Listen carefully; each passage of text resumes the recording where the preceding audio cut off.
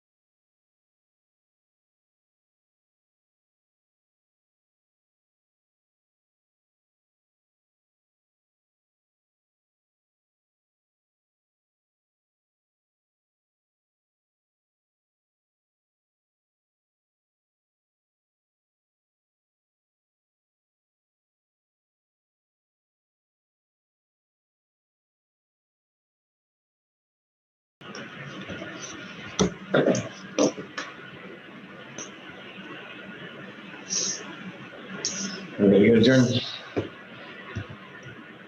Good afternoon, everybody. Just get started in one moment here. We joined by a number of guests today. We have quite a bit to talk about today. It's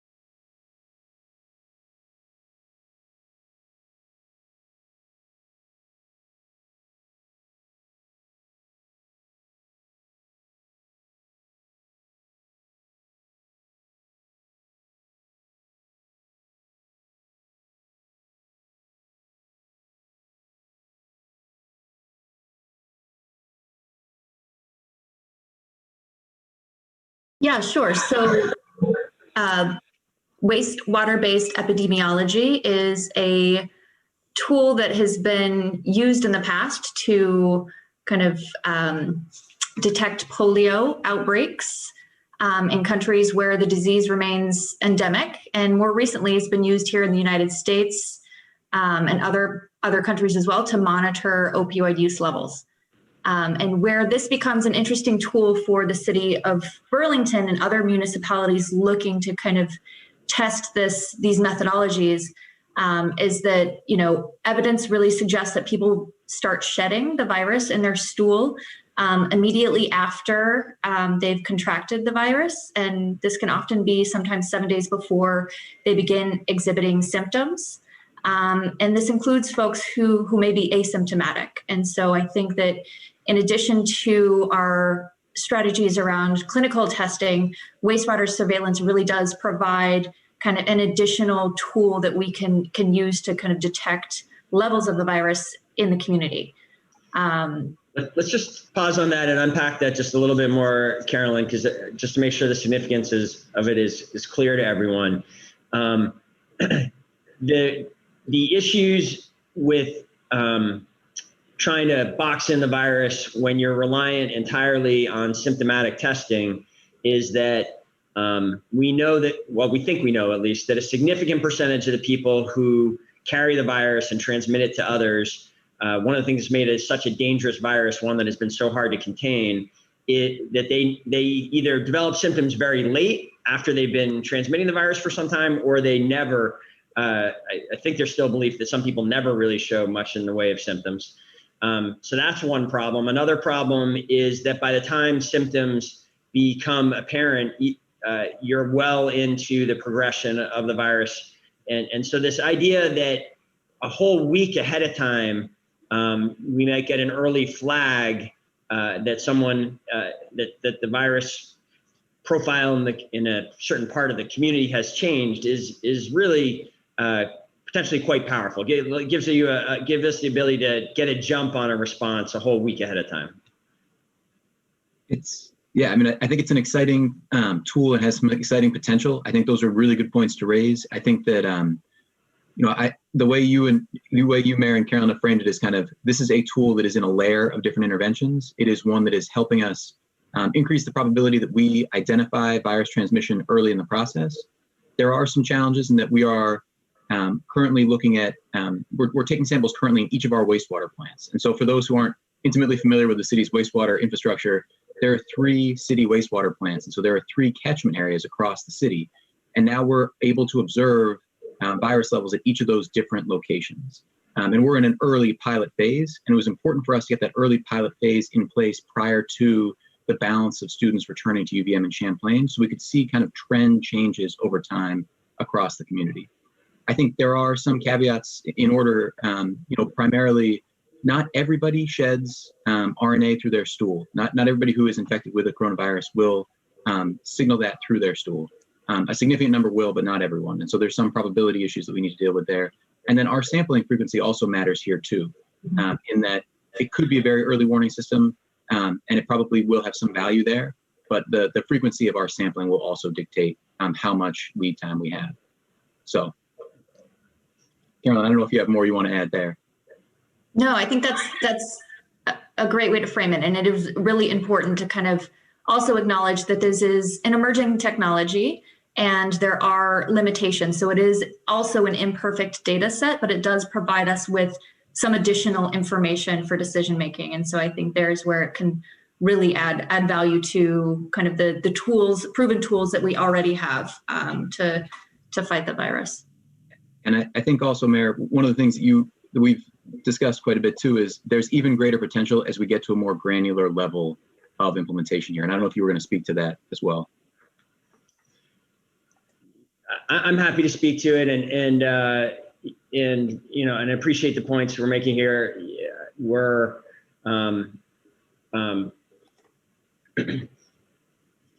I think one of the striking and unusual elements of this whole pandemic has been just how quickly science strategies change and evolve. And this announcement today is really being made in that spirit of coming forward, sharing with the public how the city is thinking about this period we're going into, what we're working on to try to give us new tools.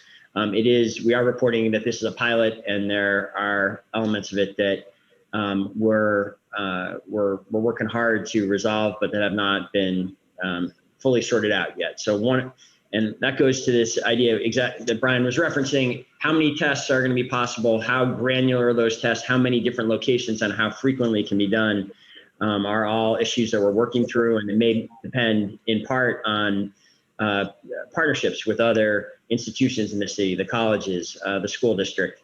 But the appeal of getting very granular, I think, there was an example of this that we heard about just last week as an example of how quickly things are evolving.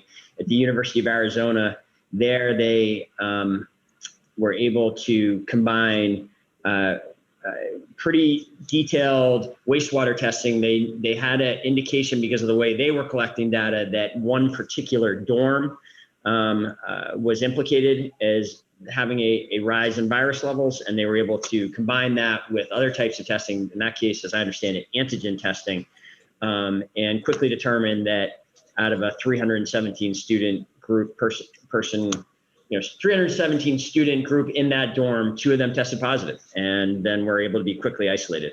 I think that we raise that example not as something that we have the capacity to do yet, but as an example of the potential of how the more surgical we can be here, the more focused you have the potential for interventions like that. So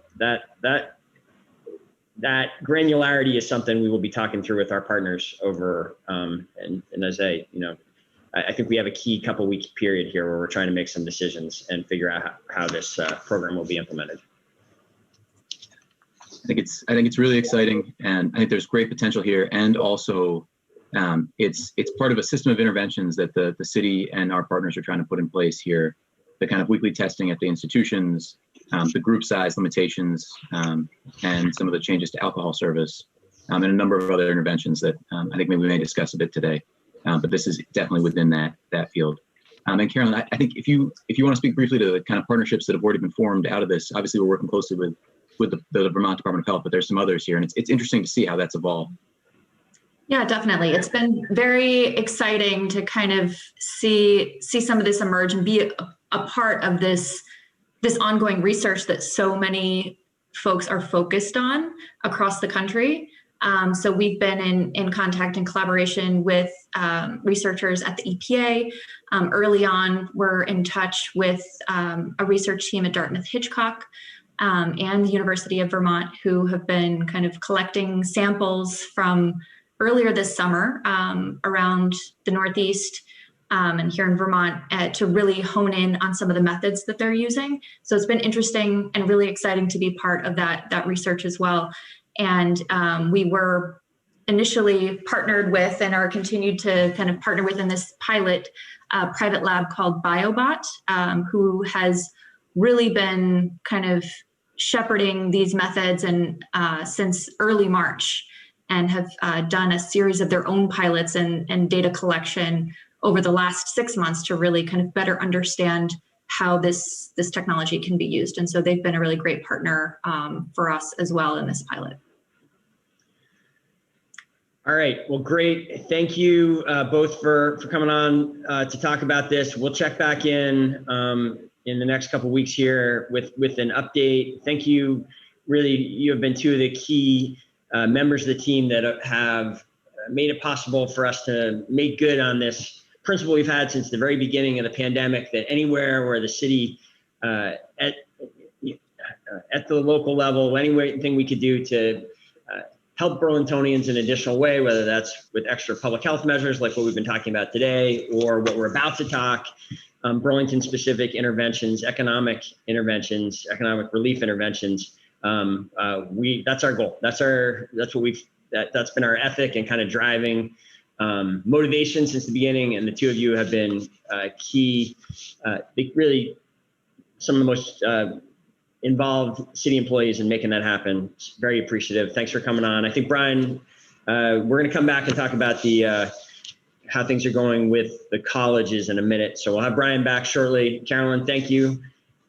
Let's move now to a couple of economic relief measures that we are in the process of rolling out. And I am joined by Kara Al-Nazraoui, who is the Executive Director of the Church Street Marketplace, and during the pandemic is playing an even larger small business support role for the whole city and serving all businesses. And a great example of that is this new website that you can see right there on the screen. This is the Love Burlington website, which was launched last week, and it is a very powerful, dynamic website.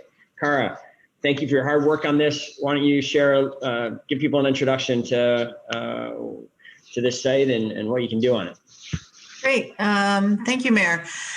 Yeah, we obviously, when the pandemic broke out, as we all know, businesses have been hit really hard, especially locally owned small businesses that often operate on small margins. And the city quickly recognized that we needed to support everyone cohesively, and that there was no one single landing page where eventually visitors, but currently Burlingtonians and other locals who are visiting and shopping and dining in our city, where they can get all the information that they need. So loveburlington.org, and also on Instagram @loveburlington, lists over 400 businesses that are direct consumer facing. That includes, as you can see, Shop, Dine, Experience are our 3 headings. You can sort this website by neighborhood. You can sort it by the type of food that you're looking for, what you're looking to shop for. And also importantly, you can sort by BIPOC owned and women owned. So wherever you want to direct your dollars to support our local community, there's a lot of information on this site. We did find out that over 85% of the businesses in Burlington are locally owned, which, as many of you know, is a phenomenal number. We have 35 consumer-facing BIPOC-owned businesses. And just to give a shout out, a lot of the work on this website was pro bono work. It was a lot of members of the community who donated their time and their effort to build the website, to donate the photography, and to donate this logo that we have. So we're hoping to have a cohesive support, and we will be constantly updating it with all the businesses in all of Burlington. Great. It is a very powerful site. If you, I encourage people to go to the site. The web address again, Kara, it's loveburlington.org. Loveburlington.org. When you're on the site, as it says there in the bullet, there's a very fast and powerful sorting function, so you can really find the information you need quickly. And I think already it gives a more complete picture of what the opportunities are here in Burlington in a way we've never really had a snapshot like this before. So great job everyone who's been involved in the creation of that site. Yes, let's move to the small business grants. This is another program, another announcement we've just made to try to do everything we can to help small businesses during a period that is, for many of them, an existential challenge. We know that the American economy has not had a shock like this ever, and it's something that the great majority of our small business, very much depends industry by industry, but some businesses are facing challenges they've never faced before. This is a City of Burlington only program designed to help out quickly to as many of those businesses as we can. And we are joined by Taisha Green, our director of the Racial Equity, Inclusion, and Belonging Department, and also Will Clavel, who's one of our business specialists and has been working with the small business community here in Burlington for years. Team, this is an exciting program. Let's give people some of the details. Awesome. Will, I'll let you go first. All right. Thank you, Mayor.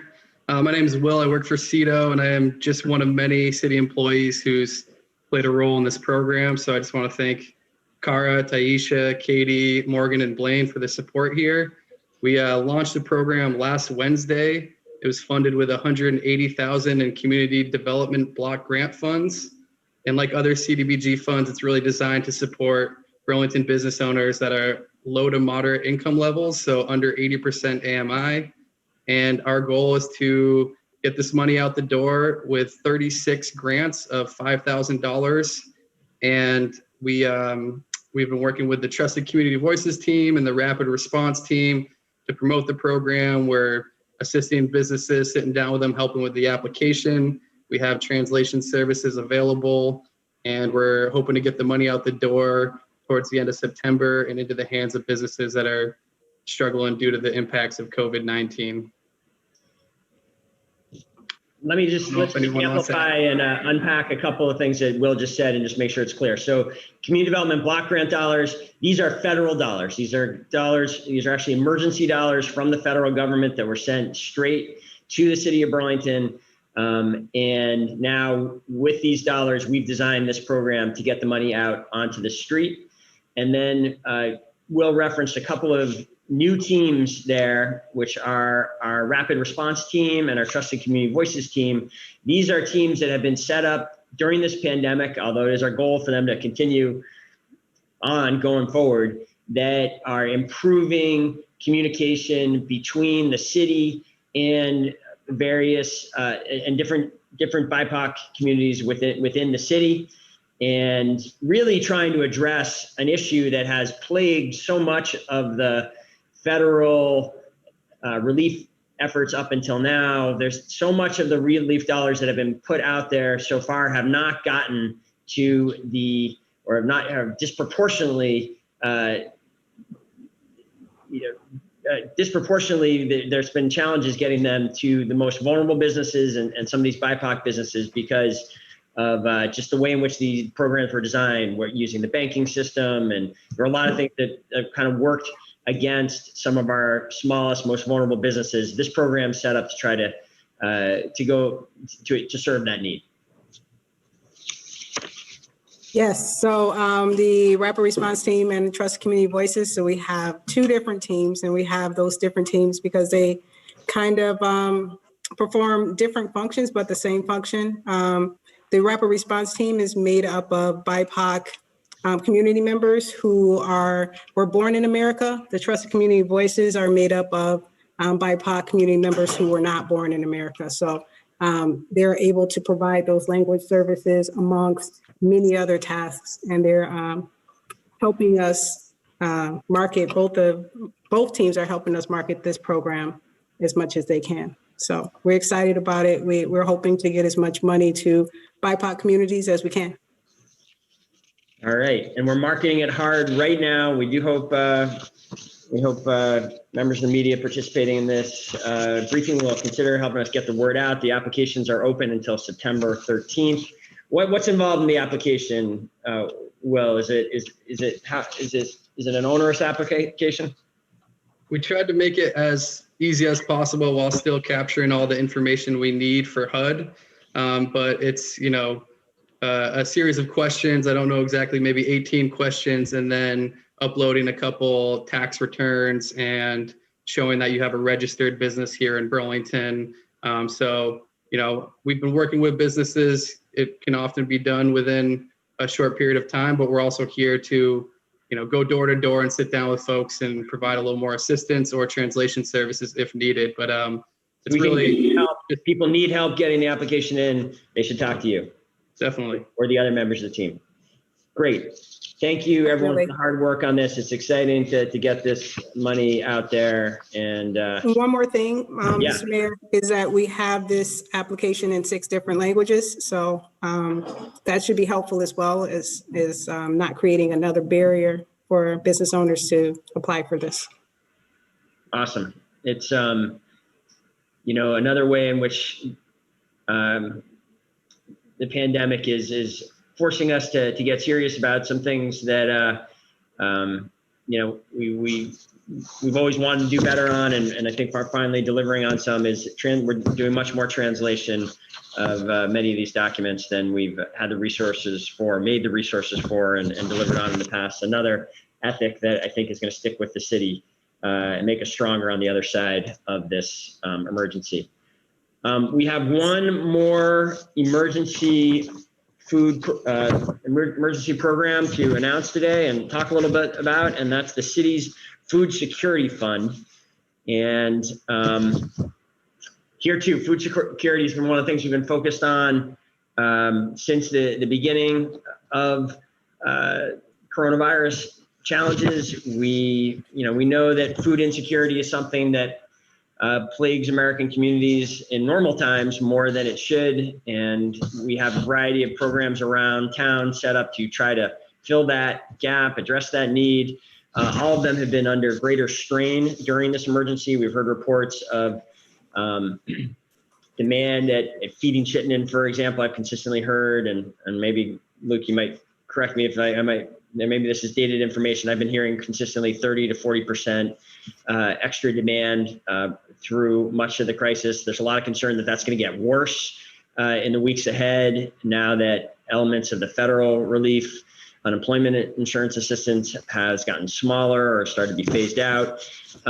So there's no more basic need that needs to be addressed than food security. And the city has taken $100,000 out of that $1 million allocation we created for emergency response right back at the beginning in March, really March 23rd, at the beginning of the pandemic. We got council approval for this fund so that we can put it into needed emergency and recovery efforts. And this is one of the latest. Luke McGowan is our CEDO director and is back with us on the briefing. Luke, what can you tell us about this fund? Yeah, thank you, Mayor. So as you said, we set this up because we knew food insecurity was going to be an issue, and that's really been borne out. And as you said, we've seen about sort of a 33% to 40% increase in food insecurity in Burlington and around the state, and that does continue to rise. One thing that's interesting about it is that it's affecting people who often haven't dealt with food programs before. So there's a lot of kind of people who don't know where to go to get access to food when they need it. And so that's been something we've prioritized, getting information out. Also, obviously in COVID times, you can't kind of deliver food in the same way. You can't have large groups of people showing up to the same place to get food. You have to do that in a different way. And so we've prioritized food delivery as one of the things we'd like to do. And the charitable food system has been taking this on as well. So just wanted to announce today, we kind of designed a process, and a quick shout out to Katie Kinstedt, Christine Curtis, and Marcella Gange on the CEDO team, who helped design a process, communicate with our community partners, and then evaluate on a competitive basis applications for grant awards to organizations to meet these important food needs. And so we are today announcing about $75,000 of food awards to 4 different organizations here in Burlington. And those include the Intervale Center, the Vermont Food Bank, the Heinberg Senior Center, and the North End Food Pantry. And this has been kind of a really amazing process, just working with these applicants, because there's so many interconnected elements of the charitable food system. So at the Intervale, they're sometimes growing fresh vegetables and then distributing them. The food bank is partnered with the family room to get these fresh vegetables, among others, in culturally appropriate and sensitive ways to some of our immigrant and refugee communities. And we talked about the Trusted Community Voices. It was their feedback that helped us think about what programs to prioritize there. And it's also just getting groceries to communities who need them most. And the Senior Center, we are excited to be funding them because they're actually increasing their capacity to deliver groceries to seniors who are in need, which has been a rising concern here. So a lot of exciting work. We're excited to get these dollars out to the people who need them to make sure nobody goes hungry here in Burlington. Excellent. Good work, Luke. It's thank you and the team you mentioned there for running this process and again, and I think it's well timed as we are seeing signs of economic pain deepening. To have these new efforts stood up is right on point. So thank you, Luke. Final update. I guess we have one short announcement at the end, but we got Brian Lowe back now to talk about something I know is very much on the minds of many Burlington residents, which is that the colleges are in the process of reopening. And we have been seeing over the last couple of weekends, thousands of students returning to Burlington. It's important to note, many students never left. They were here in March or they came back in June. So it is, not quite the question. I think sometimes people envision all 12,500 UVM and Champlain College students sort of arriving at once. That's not the case. And in fact, the schools have done a variety of things to spread out the return over some time. But it is well underway now, and something that the city's been pretty focused on really throughout the summer is working with Champlain College, University of Vermont, and the Vermont Department of Health to ensure that virus levels stay low here in Burlington and Chittenden County, even as thousands of members of the community return here from, in some cases, parts of the country where virus transmission levels are substantially higher. So Brian, how is that effort going? So far I've got generally good news to report. And I think this is obviously an area of intense focus for the city. My colleague, Megan Tuttle, has been helping a great deal with this. The two of us are working, it feels like daily, I think it is daily with UVM and Champlain. We have another weekly meeting with all parties in BDH. And I'll talk a little bit more about what the city is doing and focused on in a second. But Mayor, I think that landscape that you laid out there of about 12,500 students have returned and are now back. Many did not leave, but many have returned in recent weeks. UVM actually conducted 9,855 vault tests. These are a saliva-based test, so different than the typical PCR test, for every student returning to campus. And of those 9,855 tests conducted, 8 were positive. And so those students are staying home and are appropriately isolating and working with medical professionals. So those are confirmed cases that were identified prior to the return to campus.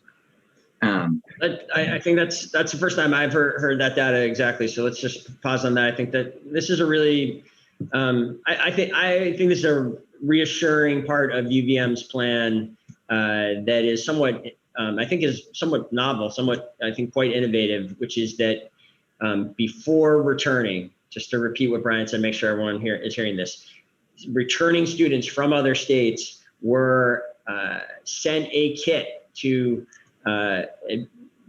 for them to take a test and mail it into a lab before returning. And almost 10,000 of those have now been completed, Brian. 9,900, did you say? What, 9,000?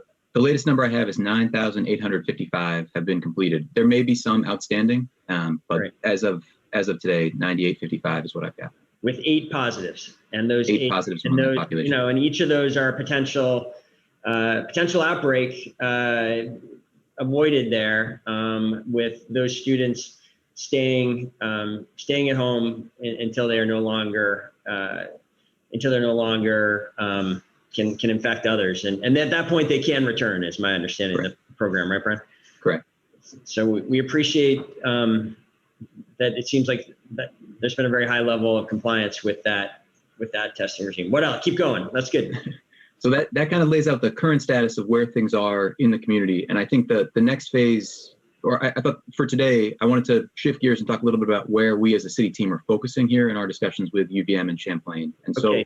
Yeah, let's shift to that in just one. Well, sorry, but let's. And I guess you're going to get into this with the integrity of the testing program. So, the testing from here, I want to remind people, it's just that vault test is just the beginning, not the end. So, what's next on testing?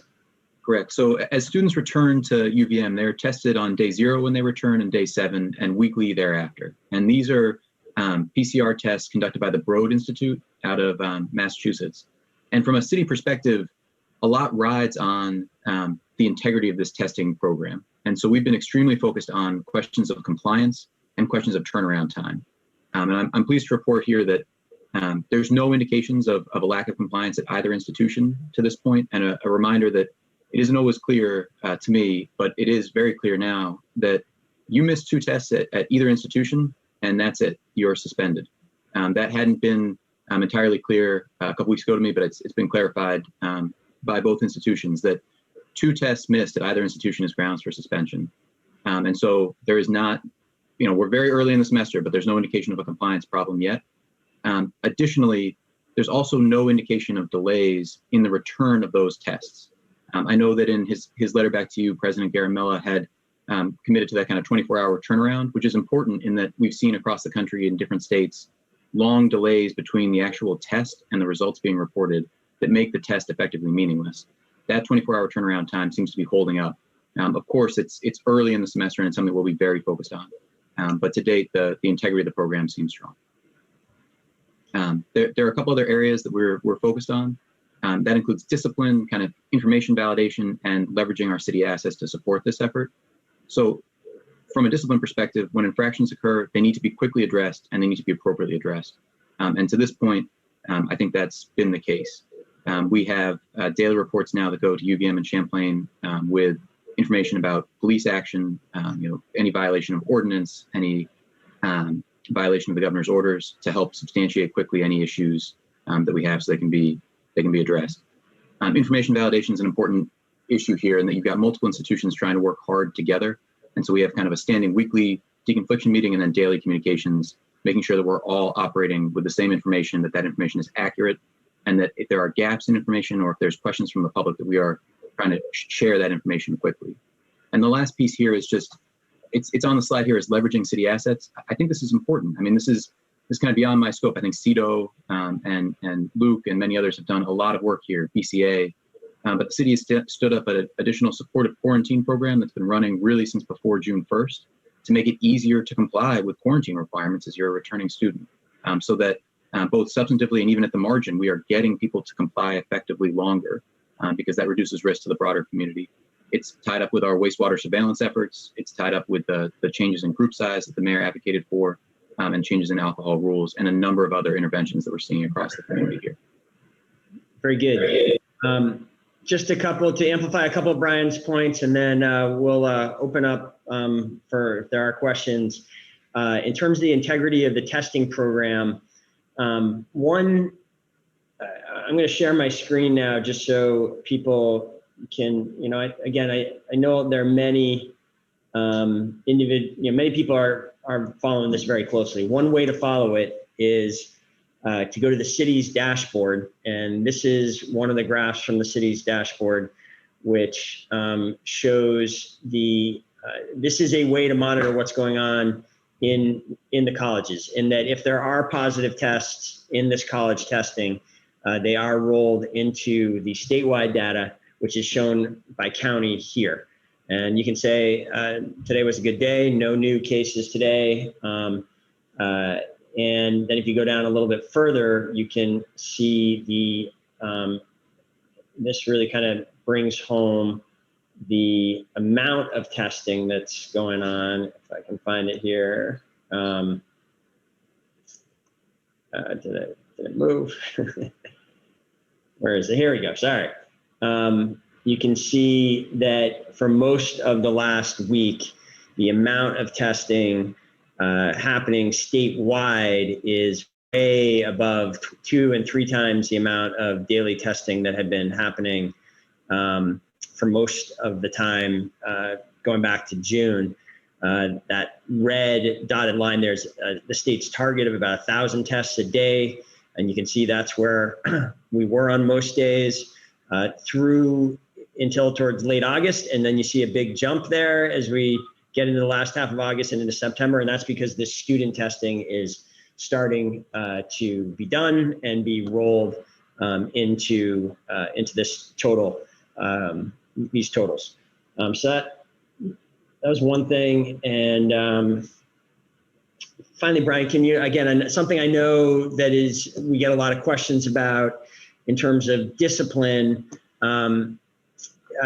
We we have been able to confirm, it is my sense, Brian, in these meetings that you are having with the colleges, that when there have been relatively few of these so far, but when there are known violations of the public health orders,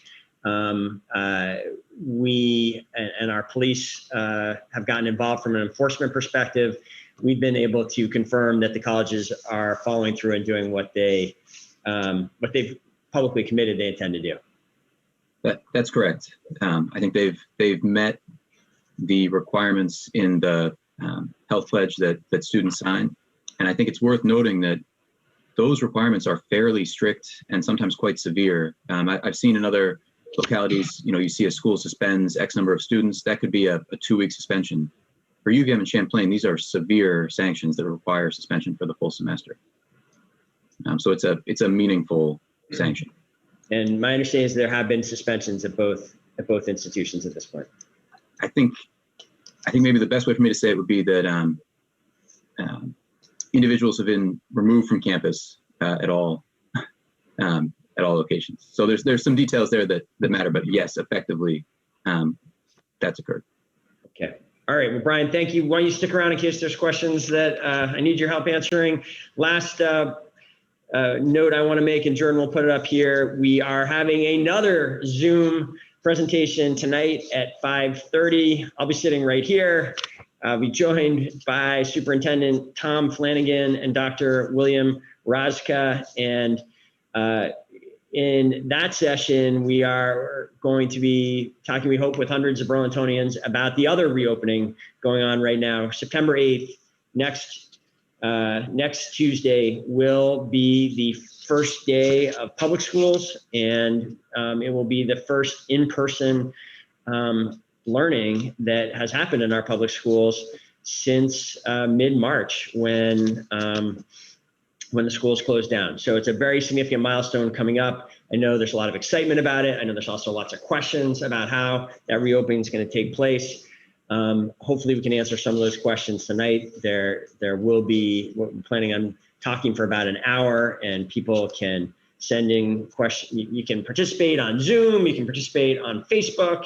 You can also just pick up your phone. There's a good chance your phone line will ring tonight at 5:30. We'll be calling out to people, and you can participate in any of those ways and ask questions on all those platforms as well. So with that, we got Ike from CAX here in the studio. I assume something on your mind, Ike, that you want to come talk about. Yeah, man, with the protesters that are camping out, it is peaceful for the most part, obviously, but it is growing in other parts of the country. When they grow, it does turn violent. Are you preparing for anything in the city as it escalates?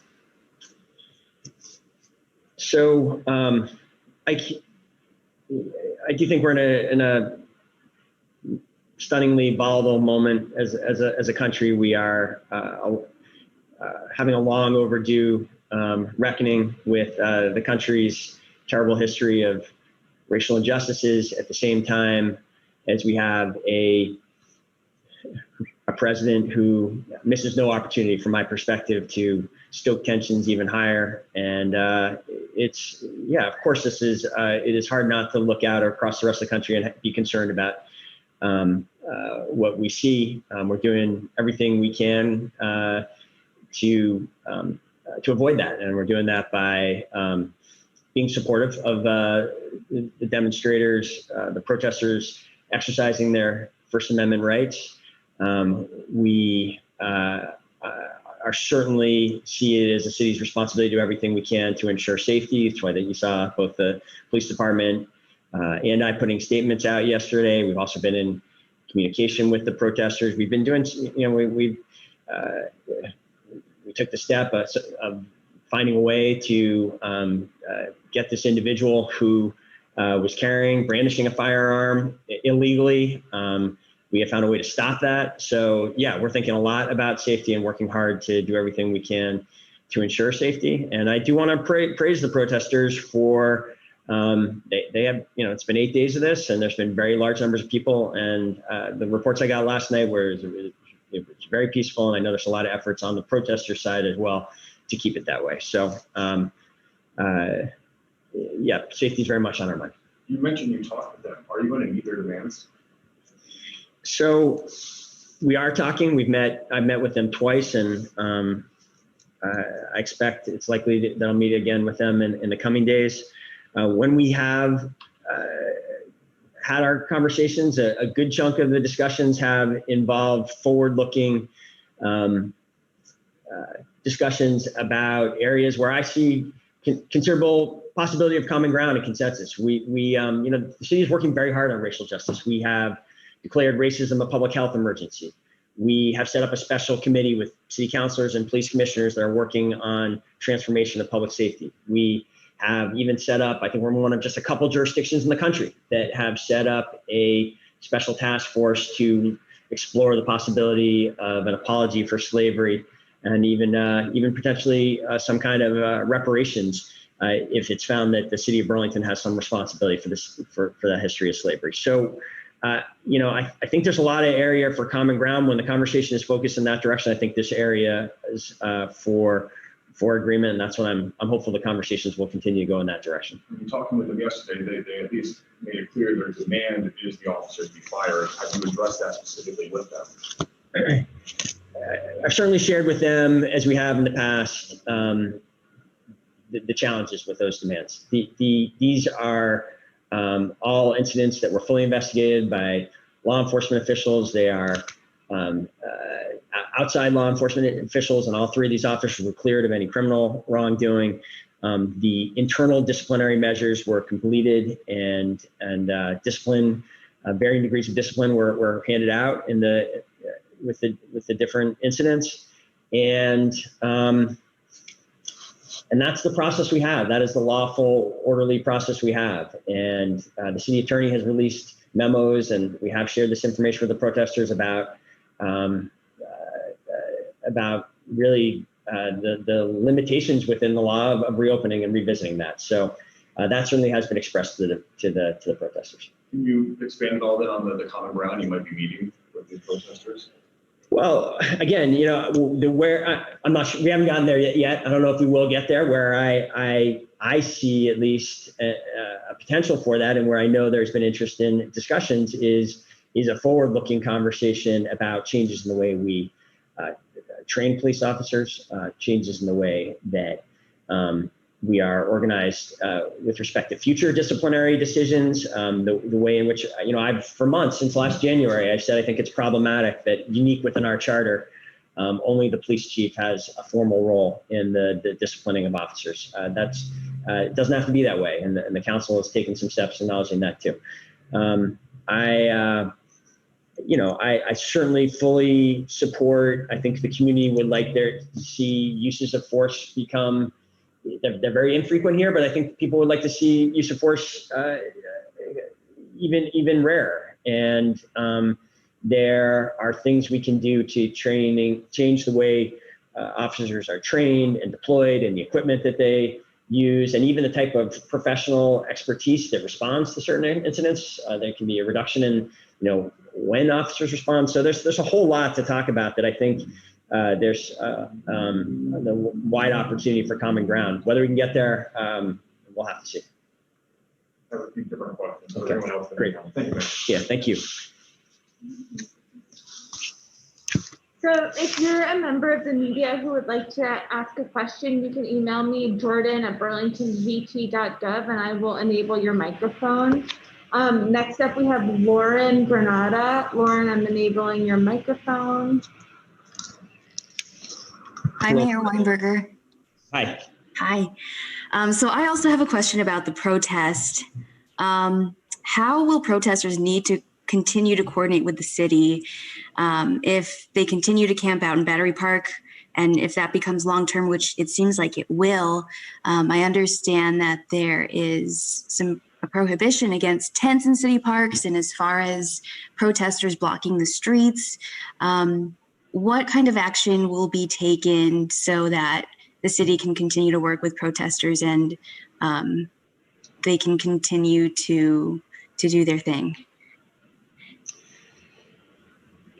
So, Lauren, you've mentioned a couple areas there that are concerns. We have asked the protesters to coordinate if they want to be in the streets, that's something, there's a long history of demonstrations in streets. We are happy to accommodate that and coordinate it. And we do think it is important that the city be involved in street demonstrations, and that allows that to be done safely. And, again, as I said in my statement yesterday, I see safety as my top responsibility here. It is challenging to ensure that kind of safety for all if there is not coordination with the city when the protesters, demonstrators wish to be in the streets. Similarly, in the park, and I did go and get a firsthand view of the park and see that to this point is very orderly scene there. There is a medical tent. There is care being taken to ensure that public health is being followed, and everything from COVID public health efforts to keeping the park sanitary. Those are conditions. If that were to change, that would be a real concern. And I've expressed that to the organizers, and I think they heard me on that. That is something that the city sees as important if they intend to exercise these First Amendment rights for an extended period of time in the way that they are. Okay. And then you had mentioned that you've been speaking with leaders of the protests, and you think common ground looks possible. Can you give us any insight into topics of discussion, regarding their demands? And you mentioned that their demands are difficult to meet right now. Can you just give us some insight into what the city has been in communication with regarding the protest? Lauren, were you able to hear the interaction with Ike that I just had? Because I believe he asked exactly that question. So I think I just answered that. Okay. I think I'm all set. Okay, great. Okay, next we have Ethan Baculi from Burlington Free Press. I actually, the previous reporter has already asked my question, so I will give up my time. Okay, thanks. Okay, Ethan. thanks, Ethan. Okay, next up we have Grace from BT Digger. Hi, Mayor Weinberger. This is Grace Ellison from BT Digger. Hi, Grace. I do want to follow up and ask if you can give some more specifics about what those common ground ideas look like. I mean, I do want to hear more specifically about where you feel like common ground can be reached with these protesters. I'm not sure if that's been clearly articulated. Okay, well, I will try again. And Grace, welcome to, I understand you're going to be covering Burlington regularly going forward. Welcome, and I look forward to meeting in person and working with you. The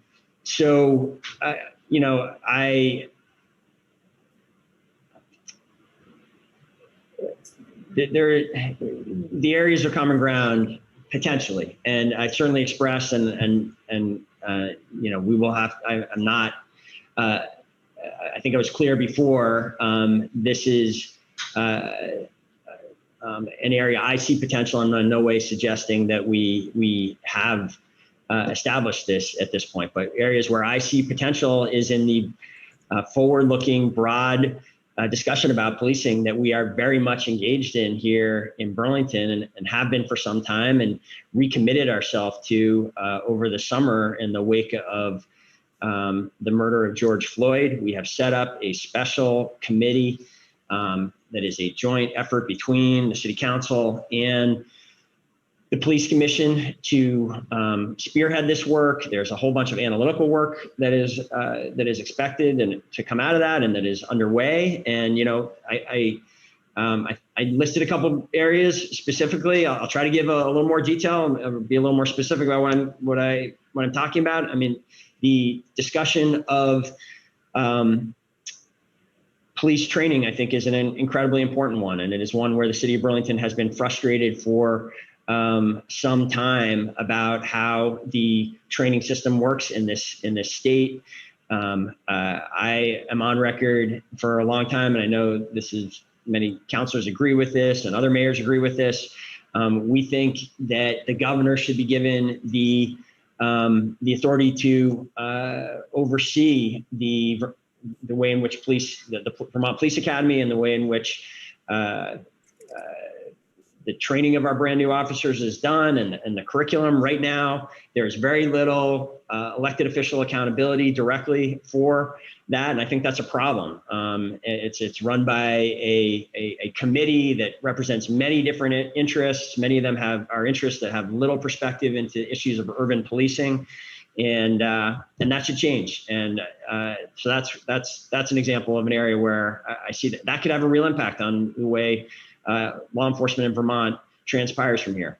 Mm-hmm. Another example is, again, I'll repeat it since there was desire to say, but the way in which our officers, that fundamentally the core concern here is that people don't feel that officers were disciplined sufficiently for these past incidents. The way in which our discipline is done currently is constrained in our charter. Elected officials have no role in that. I, as the mayor, have no role in that. That's a frustration for me. I think you look around the country, there have been, as we've been dramatically changing the way in which cities respond to allegations of officer abuse. In recent months, you have seen mayors take direct action. That is not something available under our system. That's another area where I think I could see there being considerable common ground for change. How can you revise that system? Are there any revisions that you're looking into and that you're talking to protesters about? Yeah, it would take a charter change. It's something I've proposed for a long time. It's something the council could act on. So far, but that's what it would take. It would take action by the city council, voters, and the legislature. And is that something that you've expressed to protesters that you're willing to do moving forward? I've expressed that publicly many times, and I'm doing so again here. And I think the protesters, yes, are aware of that. Okay. Could you also, do you have any data on how many infractions that either the Burlington police or either public safety from Champlain College or UVM have responded to? Infractions meaning COVID-19 social distancing infractions among those college students. Do you have any numbers on those incidents? And do you have any numbers on how many students have been suspended because of COVID-19 infractions from either institution? Brian, are you still with us? Do you want to try to address that? Yeah, I'm happy to, Grace. I think there's been one official COVID-19 governor's orders infraction. There have been multiple disciplinary decisions by both those institutions about that particular infraction and about other ones. The institutions need to speak for themselves on kind of the details of those infractions, but from a city perspective, there's one infraction related to a state order that's been issued. And does that mean a gathering infraction? Like there was a group bigger than the 25 limit? Correct. Okay. Yes, it was a gathering infraction. And there are numerous other infractions that are issued on a daily basis around noise or intoxication or violations of city ordinances, but that's not necessarily tied specifically to students. And so I can't give you a clear number there. I can't speak to UVM or Champlain's public safety departments. So that gathering infraction, do you know if that involved either UVM or Champlain College students? I believe it did. Okay. Or I know it did. It involves students broadly. Do you know which institution? I believe it involved a UVM student, but I think the details there are something that the institution has to speak to. Okay, thank you. My last question is, and you may have said this during the conversation earlier, and I apologize if I missed it. Where can business owners find the application for the grants being made available? Is there a website that they can go to?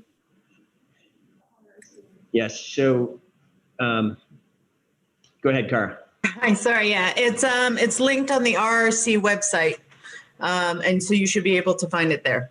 Great. Thank you. Yes. It's the RRC, of course, for anyone watching, that's shorthand for the Burlington Resource and Recovery Center.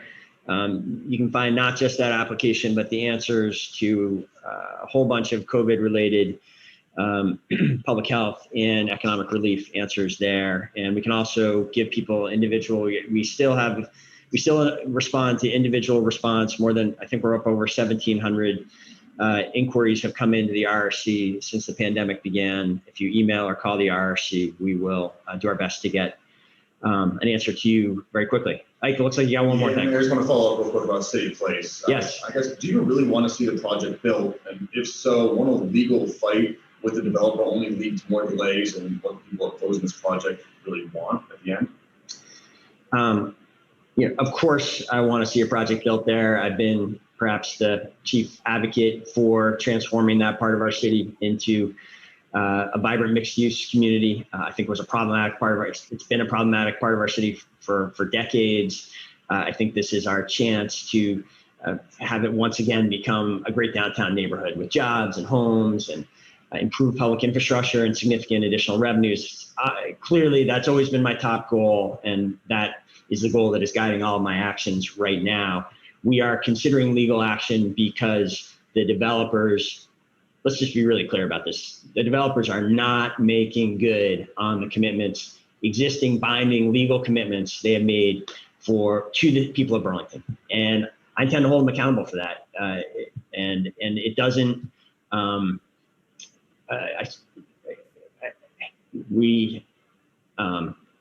first of all, it is in their hands to change their direction and make good on those commitments and avoid any kind of legal action. Or, and I've been very clear, our door remains open for discussions. If, we understand that these are challenging times and that they have challenges with that site.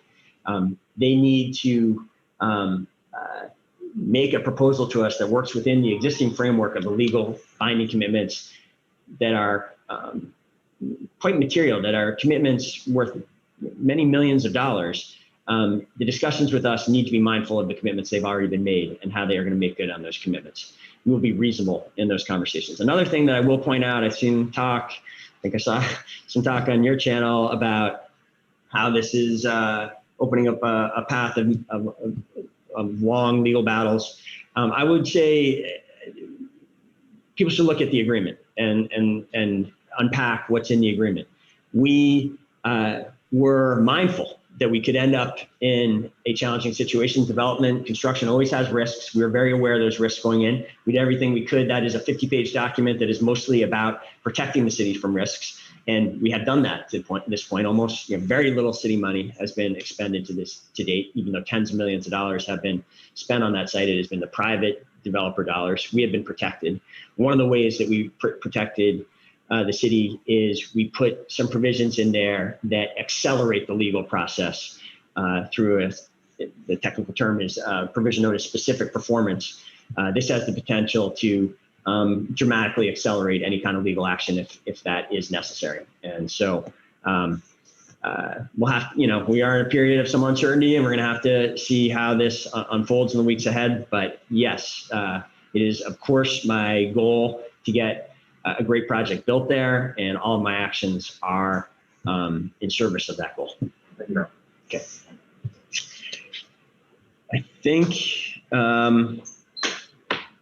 Ethan's hand that's the old. We're all set. I think we had Ethan before, so Hey, sorry. we gave Ethan a chance, and I don't think he. Sorry. Actually, I wanted to try back again for a second. Okay, go ahead. Welcome, and I see Austin has a question, and so we'll take 2 more questions here. Oh, Yeah, this can be brief. I was just curious. Ethan's question was about, or Austin's question was about wastewater, but they're both from the free press, which is why I got mixed up. But Ethan, go ahead, and then we'll go to Austin. Okay, great. Thanks. I was just going to ask, was there intention to have a more formal meeting about the encampment prior to this? I mean, we're asking questions now about it, but beyond the statement, I just wasn't sure if you were going to actually have like a public setting where you're going to discuss this and just where you stand. So Ethan, we're just, this is a fluid situation that changes by the day. There certainly could be further steps in the future. Where we're at right now is with the statement that we issued yesterday and the questions that I've answered today.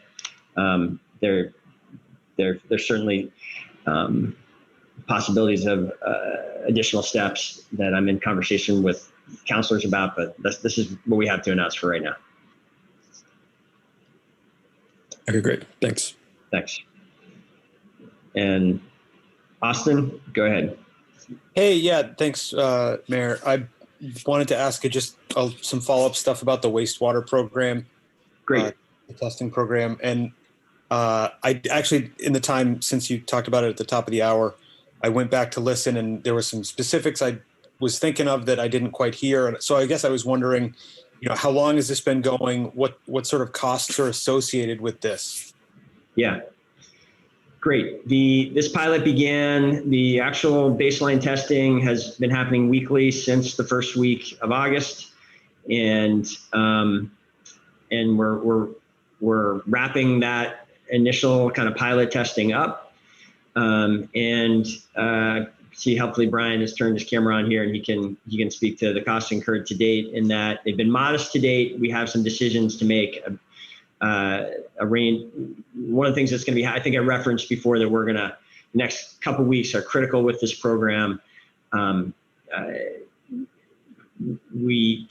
do a really granular program with lots of testing in multiple locations would be expensive, and it's probably not something the city alone could take on, given the cost involved. Maybe, however, if there are other parties, there's other partners, we could expand it. So that's going to be the key conversation the next couple of weeks. Do you want to add some color to that, Brian, or texture?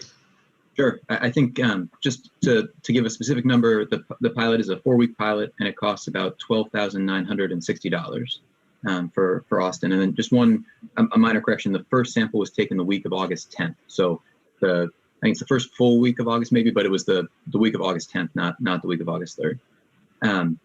And yes, I think in the near term, we've got choices to make based on the sampling results that come back from the pilot about where and how and whether to expand the different kinds of testing. It comes with all kinds of interesting implications. And so that's what we're working through over the next couple of days. What data have you guys received already? I mean, do you have a sense of how those 3 testing areas compare? Has the laboratories you're partnering with presented data that you can share with what they're finding? Yes. I mean, we had a long meeting this morning with VDH and with the vendor we're working with, BioBot, kind of working through making sure that we're all on the same page in how we interpret these results.